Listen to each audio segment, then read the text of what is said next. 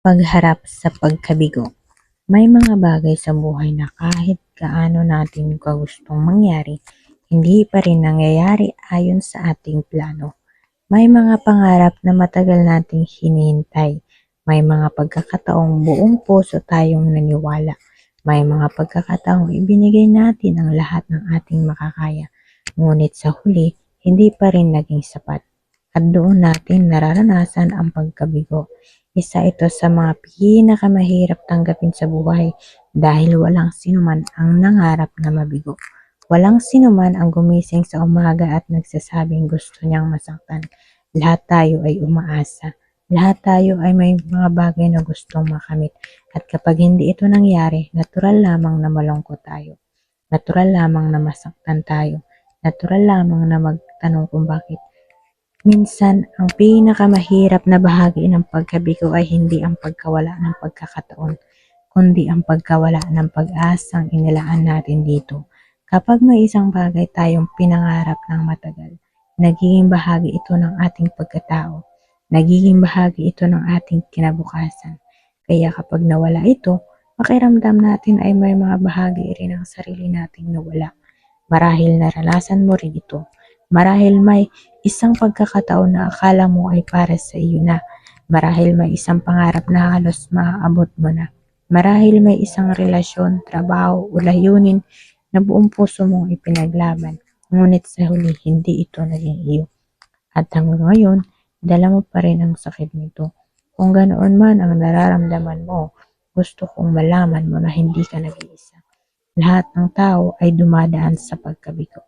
Kahit ang mga taong hinahangaan mo, kahit ang mga taong mukhang matagumpay, kahit ang mga taong tila laging panalo sa buhay. May mga pagkakataon ding bumagsak sila. May mga pagkakataon ding umiyak sila. May mga pagkakataon ding akala nila ay tapos na ang lahat. Ngunit ang kaibahan lamang ay hindi sila tumigil. Nagpatuloy sila kahit masakit. Nagpatuloy sila kahit walang kasiguraduhan. Nagpatuloy sila kahit hindi nila alam kung ano ang naghihintay sa hinaharap. At iyon ang gusto kong ipaalala sa iyo ngayon. Ang pagkabigo ay hindi katapusan. Bahagi lamang ito ng paglalakbay. Hindi ito tinutukoy ang iyong halaga bilang tao. Hindi ito sinasabi kung hanggang saan ka lamang. At hindi nito pinapatunayan na wala ka ng pag-asa. Sa katunayan, maraming pagkakataon na ang pagkabigo ang nagtuturo sa atin ng mga aral na hindi kayang ituro ng tagumpay. Kapag palagi tayong nananalo, bihira tayong matuto. Ngunit kapag tayo ay nadadapa, natututo tayong tumayo. Kapag tayo ay nasasaktan, natututo tayong maging matatag. Kapag tayo ay nabibigo, natututo tayong maging mas matyaga.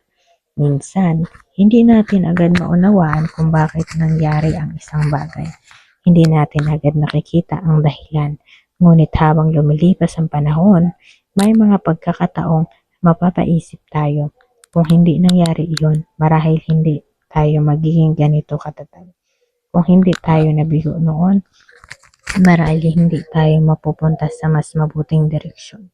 Kung hindi tayo nasaktan noon, marahil hindi natin matututunang pahalagahan ang mga bagay na mayroon pa tayo ngayon. Hindi ko sinasabing madali ang pagkabigo. Hindi ko sinasabing hindi ito masakit. Dahil totoo, masakit talaga. May mga gabi na hindi ka makatulog. May mga araw na nawawalan ka na ng gana. May mga sandaling gusto mo ng sumuko at ayos lang yun. Hindi mo kailangan magkunwaring okay ka kaagad. Hindi mo kailangan pilitin ang sarili mo maging masaya agad. Bigyan mo ang sarili mo ng panahon. Bigyan mo ang sarili mo ng pagkakataong maghilom. Dahil ang sugat ay hindi agad nawawala. Kailangan ito ng panahon. Kailangan ito ng pasensya. At higit sa lahat, kailangan ito ng pag-unawa sa sarili. Kung may isang bagay kang dapat tandaan mula sa kabanatang ito, sana ito yon. Ang isang pagkabigo ay hindi nangangahulugan kabiguan ka na bilang tao. Ang isang muling pagkakataon na hindi nangangahulugan wala ka ng darating na tama. Ang isang saradong pinto ay hindi nangangahulugang wala ng ibang daan. May mga bagay na nawawala upang magkaroon ng puwang ang mas magandang bagay. May mga pagkakataong hindi natutupad upang maihanda tayo sa mga angkop para sa atin. At may mga pangarap na naaantala, hindi upang sirain tayo, kundi upang ihanda tayo. Kaya kung may dala kang pagkabigo ngayon, huwag mo itong hayaang maging dahilan para tumigil ka. Gawin mo itong bahagi ng iyong kwento, gawin mo itong bahagi ng iyong paglago, at hayaan mo itong maging paalala na minsan ang pinakamahalaking tagumpay ay nagsisimula pagkatapos ng pinakamalaking pagkadapa. Huminga ka ng malalim, patawarin mo ang sarili mo at magpatuloy ka. Hindi pa tapos ang iyong kwento, hindi pa huli ang lahat, at marami pang magagandang bagay ang naghihintay sa iyo sa mga susunod na kabanata ng iyong buhay.